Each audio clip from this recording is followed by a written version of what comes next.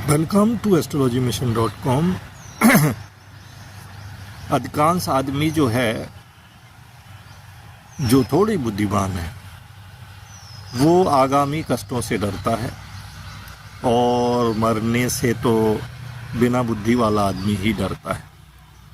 क्योंकि जीवन में जो है, गीता में भगवान कृष्ण कहते हैं कि अर्जुन, मेरे भी 1000 जन्म हो चुके हैं और तेरे भी। ऐसा कभी किसी युग में नहीं था कि जब तू ना हो या मैं ना हो। अर्थात जो व्यक्ति है वो कई बार जिंदा हुआ है, कई बार मरा है, अनेक योनियों में वो गया है। इसलिए उसमें मनुष्य की जहाँ दया और करुणा की भावना है, वहीं उसमें जो है हिंसक भावना भी है। क्योंकि वो कभी शेर चीता बना, कभी मनुष्य, कभी पशु पक्षी, कभी करुणाधारी पेड़ बना। तो इस तरह वो अनेक योनि में भटकता रहा। लेकिन मरने के नाम से जो है उसको डर लगने लगता है। उसका कारण ये है कि हमारे शास्त्रों में, ग्रंथों पर सद्कर्म की गति जो है अच्छी बताई गई है और दुष्कर्म की गति जो है वो दुर्गति, बड़ी तकलीफ वाली बताई गई। तो कुछ लोग तो इस बात को जानकर झुठला देते हैं कि मरने पर ना तो कोई लोक परलोक होता है और ना ही दोबारा जन्म होता है। इसी सिद्धांत को लेकर एक चरवाक ऋषि हुए हैं और उन्होंने ये सिद्धांत दिया है, ऋणम कृत्वा घृतम पिबामि। उन्होंने कहा है, उधार लेके घी पियो। जो भी ये शरीर है, दोबारा जन्म हो या ना हो, ये किसने जाना है। तो कुछ लोग उनके फॉलोवर्स हो गए। लेकिन अधिकांश लोगों को ये पता है, गांव में जो अनपढ़ हैं, जो पढ़े नहीं हैं, उनको भी पता है कि गौदान करने से बैतरणी पार करने में आसानी होती है। तो उनको ये मालूम है कि एक बैतरणी नदी है जिसको पार करना कठिन है।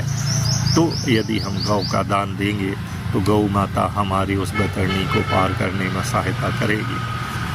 तो कहने का अर्थ ये है कि मरने पर जो हमारा शरीर है, स्थूल शरीर तो यहीं रहता है, यहीं छूट जाता है, जिसको हमारे परिजन जो है संस्कार कर देते हैं, जला देते हैं।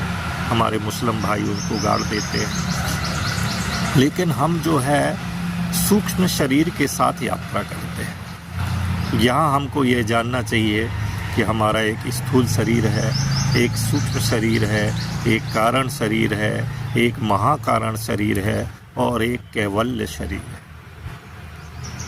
तो जो स्थूल शरीर है, वो स्थूल शरीर जो है, गोस्वामी तुलसीदास कह रहे हैं कि पंच तत्व से ये शरीर बना है।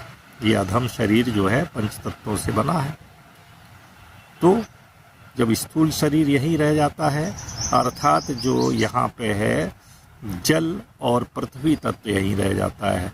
शेष जो 3 तत्व होते हैं, वायु, अग्नि और आकाश, ये इस 3 तत्वों के साथ जो हमारा सूक्ष्म शरीर है वो यात्रा करता है। और ये यात्रा जो है उसके कर्मों के अनुसार होती है। तो जैसा कि सबने सुन रखा है कि मरने के बाद जीव जो है वो यम दरबार में जाता है और वहाँ पर उसके कर्मों का लेखा जोखा का हिसाब होता है। यदि पुण्य कर्म करिए हैं तो अच्छे लोगों को जाता है, और यदि अधम कर्म किए हैं तो वो खराब लोगों को जाता है, जहाँ उसको कष्ट मिलता है।